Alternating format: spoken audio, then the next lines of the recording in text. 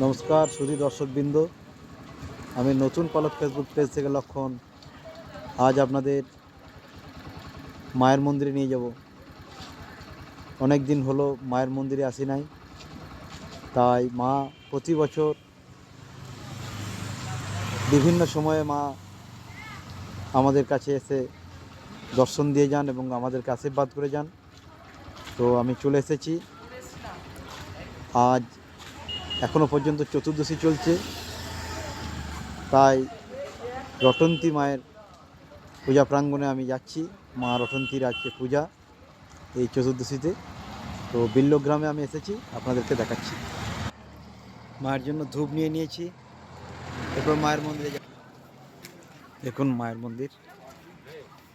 ওই তো প্রথম দর্শনই মাকে দর্শন করিয়ে দিই। চলে এসেছি মায়ের কাছে,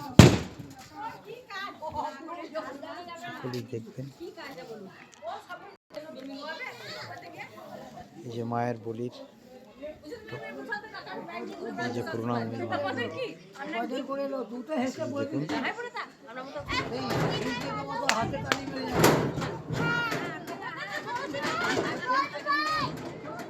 আর এই দিক দিয়ে ভোগ রান্না হচ্ছে। ভোগের জায়গাটা একটু আপনাদের দেখিয়ে দিই। এদিকে ভোগ রান্না হচ্ছে। আর আমি নতুন পালক ফেসবুক পেজ থেকে লক্ষণ। সকলে আশা করি ভালো আছেন। আর আজ তেসরা মায়ের পূজা, রটন্তী চতুর্দশী, সামনেই রাত পোহালি অমাবস্যা। সকলে ভালো থাকবেন। আরেকবার মাকে দেখিয়ে দিই।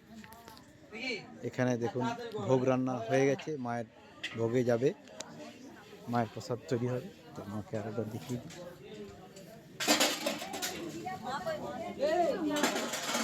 দেখুন মাকে দর্শন করুন। সকলে ভালো থাকবেন, আবার দেখা হবে।